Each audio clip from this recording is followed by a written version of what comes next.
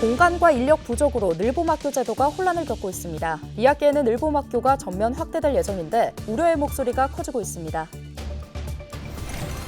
행성군이 국립행성호국원 조성을 위해 국가보훈부와 실시 협약을 체결했습니다.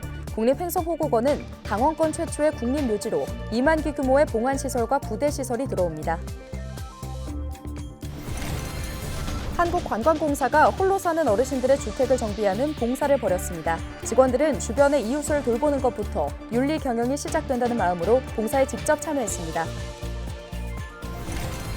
원주시가 만종역 인근에 145명 규모의 공영주차장을 조성합니다. 현재 만종역 역사 내 유료 주차장은 KTX 이용객 증가로 주차난과 민원이 발생하고 있습니다.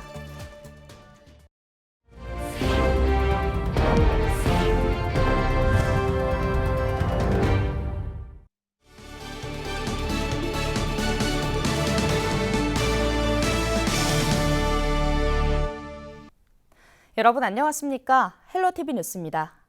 앞서 늘봄학교 공간과 인력이 부족해 현장에선 여전히 혼란을 겪고 있다는 소식 전해드렸는데요. 2학기부터는 늘봄학교가 전체 초등학교로 확대되는데 덩달아 혼란도 커지는 게 아니냐는 우려의 목소리가 높습니다. 정승환 기자입니다. 교육부가 2학기부터 늘봄학교 운영을 전국의 모든 초등학교로 확대합니다. 초등학교 1학년만 가능한 지원 대상도 내년은 2학년까지, 오는 2026년엔 전학년으로 확대합니다. 강원 지역도 당장 2학기부터 전체 351개 초등학교에서 늘봄학교가 운영됩니다. 현재 84곳인 늘봄학교가 4배가량 늘어나는 건데 일각에서는 우려의 목소리가 나옵니다. 우선 공간에 대한 문제가 제기됩니다. 도교육청에 따르면 도내 늘봄학교 3곳 중 한 곳은 별도 공간이 없어 1학년 교실 등을 활용해 늘봄학교를 운영 중인 것으로 나타났습니다. 지금 공간 문제는 사실 해결할 방법 자체가 없습니다. 물리적으로 이 공간을 늘릴 수 있는 방법이 없고요. 이런 상황에서 학교를 중심으로 늘봄학교를 무리하게 강행한다면 이 문제들이 전체 학교로 확대되고 상당한 어려움에 처할 것으로 예상을 할 수 있습니다. 교사의 업무 부담이 커질 거란 우려도 나옵니다. 프로그램 운영 강사를 구하기가 더 어려워질 거란 이유에서입니다. 도내 모든 학교로 늘봄이 확대가 되면 강사 수급 문제가 분명히 발생할 수밖에 없는데요. 도심지 학교와 다르게 읍면 지역에 위치한 학교에서는 강사를 구하기 힘들어서 교사가 반강제적으로 투입될 수밖에 없는 그런 상황이 벌어질 것으로 예상할 수 있습니다. 반면 도교육청의 전망은 다릅니다. 2학기에 확대되는 늘봄학교의 경우 작은 학교 비중이 크고 이미 돌봄 교실과 방과후 수업도 운영되고 있는 만큼 늘봄 수요가 많진 않을 거란 겁니다. 강사 수급도 기존 방과후 강사 인력을 활용하면 큰 문제는 없을 것이란 반응입니다. 지역청별로 인력풀이 있어요. 인력풀을 활용을 해서 안내를 해드리면 학교에서 원하는 강사들을 채용해 주실 수 있지 않나. 강원도교육청은 늘봄학교 시행에 따른 현장 혼란이 있었던 만큼 2학기에는 사전 준비를 통해 혼란을 최소화할 계획입니다. 행정 업무를 담당할 늘봄 실무사를 각 학교에 배치해 교사의 업무 부담을 해소하고 공간 확충을 위한 추가 조사도 진행할 예정입니다. 도교육청은 또 다음 달 1학기 늘봄학교 운영에 대한 만족도 조사에도 나설 계획인데 전면 확대를 앞두고 어떤 성적표를 받아들일지 결과가 주목됩니다. 헬로티비 뉴스 정승환입니다. 원주 혁신도시의 한 공공기관과 사회복지관이 홀로 사는 어르신들의 집수리 봉사에 나섰습니다. 직원들은 거동이 불편하고 경제적 부담도 있어 손대지 못했던 지붕 수리, 마당 정비부터 전등 교체까지 세심하게 돌봤는데요. 어르신들로부터 좋은 반응을 얻었습니다. 이다혜 기자가 현장에 다녀왔습니다. 원주시 일산동의 한 주택, 색이 바른 낡은 대문에 새 페인트를 칠하는 손길이 정성스럽습니다. 마당에선 텃밭을 뒤덮었던 잡초를 제거하고 색색의 꽃을 심는 작업이 한창입니다. 속수무책으로 늘어졌던 등나무도 세심한 손길에 한층 정돈된 모습을 되찾았습니다. 88세 고령의 어르신이 홀로 지내는 집에 손자, 손녀 같은 봉사자들이 찾아왔습니다. 어르신들 취약계층 집 개선 봉사활동은 처음인데 생각보다 더 도움이 많이 필요하다는 것을 느꼈고 한국관광공사가 원주 밥상공동체 종합사회복지관과 함께 원도심 홀몸 어르신들의 집을 수리했습니다. 공사는 이번 활동을 위해 500만 원을 후원하고 직원들이 직접 일손을 보탰습니다. 이날 정비한 주택은 모두 17가구인데 대부분 거동이 불편하거나 경제적인 부담 때문에 열악한 환경에서 사는 어르신들의 집입니다. 어려운 가정들을 위해서 다양한 저희들이 지원과 봉사활동을 하고 있고요. 앞으로도 저희들 원주시 그리고 강원도 지역의 지역 발전을 위해서 다양한 지역 기여 사업이라든지 봉사활동을 할 예정입니다. 그동안 불편을 참으며 지내온 어르신들은 수리된 집을 보며 기쁜 마음을 감추지 못합니다. 특히 비 오는 날마다 비가 떨어져 잠을 못 이뤘다는 한 어르신은 장마철 걱정을 덜었다고 고마움을 표현했습니다. 올여름 장만하기를 굉장히 걱정을 했는데 아주 해줘서 고마워요. 감사합니다. 봉사단은 또 여름철을 앞두고 어르신 가정의 선풍기를 세척하고 오래되거나 고장난 전등을 모두 LED로 교체했습니다. 헬로티비 뉴스 이다혜입니다. 횡성군이 국립횡선호국원 조성을 위해 국가보훈부와 실시 협약을 체결했습니다. 횡성군 공릉면 덕촌리 일대에 조성되는 국립횡성호국원은 강원권 최초의 국립묘지로 2만 기 규모의 봉안시설과 부대시설이 들어오고 오는 2028년 조성될 예정인데요. 횡성군은 지난 1년 동안 이견이 있던 지역 주민들을 설득하기 위해 다방면으로 노력해왔으며 지난 3월 주민 설명회를 통해 주민들의 이해를 구한 바 있습니다. 원주시가 만종역 인근에 145명 규모의 공영주차장 조성에 나섭니다. 공영주차장은 올 하반기 준공을 목표로 사업이 추진되며 주차장은 무료로 개방될 예정인데요.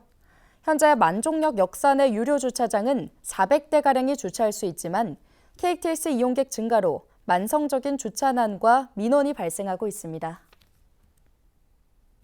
최근 재건축 재개발 단지에서 초고층 아파트 건립 계획을 속속 내놓고 있습니다. 아파트를 60층 이상으로 높게 지어 지역 내 랜드마크를 꿈꾸고 있는데요. 천정부지로 오르는 공사비와 긴 공사 기간 때문에 50층 미만을 선택하는 경우도 있습니다. 심다혜 기자가 보도합니다. 지난달 재건축 정비 계획을 수립한 목동 아파트 한 단지입니다. 기존 35층이었던 최고 층수를 60층으로 변경했습니다. 압구정의 이 재건축 단지는 최근 최고 층수 77층 아파트 건립을 추진하고 있습니다. 서울시가 지난해 아파트 높이를 제한하는 이른바 35층 룰을 폐지하면서 가능해진 일입니다.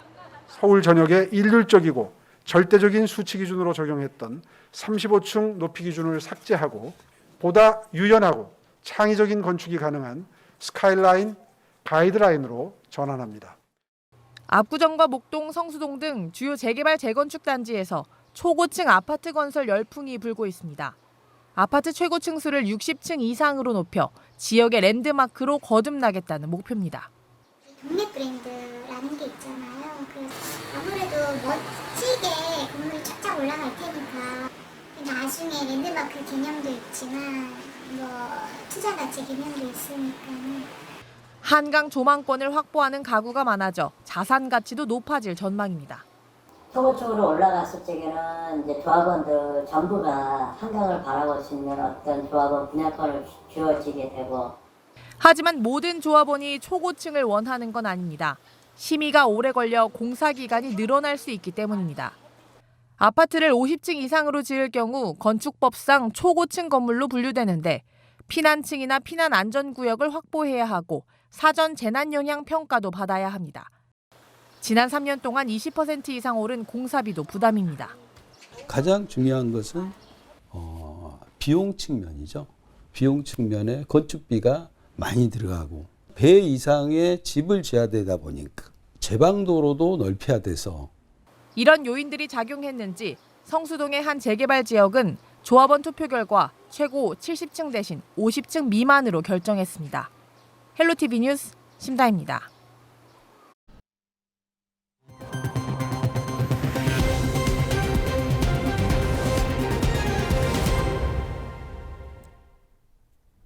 전고체 배터리 고체 전해질 분야 세계적인 기술력을 보유한 솔리비스가 횡성 우천 일반 산업단지에 공장을 착공했습니다. 이번에 착공한 공장은 황화물계 고체 전해질을 양산하는 공장으로 152억 원을 투입해 오는 2026년 완공될 예정이며 지역 인재 60명을 고용할 계획입니다. 솔리비스는 이번 공장 착공을 통해 5년 안에 매출 1,200억 원을 달성할 것으로 기대하고 있습니다. 강원특별자치도가 행정안전부의 생활권 단위 로컬 브랜딩 지원 사업 선정 결과 전국에서 가장 많은 3개 시군이 선정됐다고 밝혔습니다. 생활권 단위 로컬 브랜드 사업은 지역별 특색과 개성을 살린 특성화 사업을 추진해 지속 가능한 성장 기반을 마련하기 위한 것인데요. 도내에서는 태백시와 속초시, 인제군 등이 선정돼 각각 3억 원의 사업지를 확보했습니다. 춘천시가 노회 공영주차장에 전기차 급속 충전기 3개를 추가 설치합니다. 이에 따라 국비 8억 원과 민간 자본 2억 2천만 원 등 15억 4천만 원을 투입해 2.2메가와트와 200kW급 전기차 급속 충전기를 설치하는데요. 이번에 설치되는 급속 충전기는 기존 환경부 급속 충전 대비 저렴한 요금으로 충전할 수 있습니다. 강릉시가 보건복지부 주관 노인 일자리 시장형 사업단 인프라 구축 지원 사업 공모에 선정돼 국비 2억 원을 확보했다고 밝혔습니다. 이번 공모 선정에 따라 강릉 시니어 클럽은 1인 가구 등 취약계층을 대상으로 반찬과 도시락을 할인 판매, 배달하는 한송정 애 한 끼 사업단을 운영할 계획인데요. 강릉시는 이번 사업을 통해 30여 명의 어르신들의 일자리 창출과 함께 취약계층 지원 등 일석이조의 효과를 거둘 것으로 기대하고 있습니다. 강릉시가 올 여름 해수욕장에서 일할 대학생 아르바이트를 공개 모집합니다. 모집 인원은 58명으로 5월 24일 현재 강릉시에 주소를 둔 대학 재학생이나 휴학생으로 오는 6월 4일부터 주소지 읍면동 사무소에서 신청받습니다. 근무 기간은 6월 29일부터 8월 18일까지며 경포해수욕장은 17일씩 3기수로 운영되고 그 외 해수욕장은 7월 5일부터 8월 18일까지 업무를 맡게 됩니다. 강릉시가 지역 대표 관광기념품 발굴을 위해 제16회 강릉 관광기념품 공모전을 개최합니다.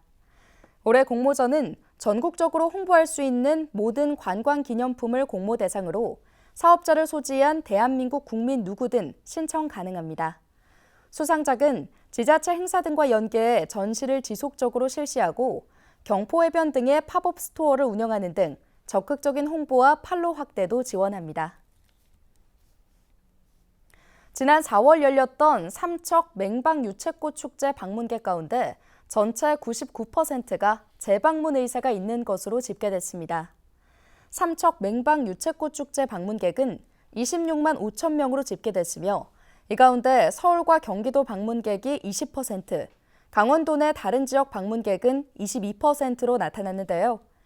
방문객들을 대상으로 설문조사를 진행한 결과 가장 인상 깊었던 프로그램으로는 각종 만들기 체험 활동이었으며 축제 프로그램의 다양화가 필요한 것으로 꼽았습니다.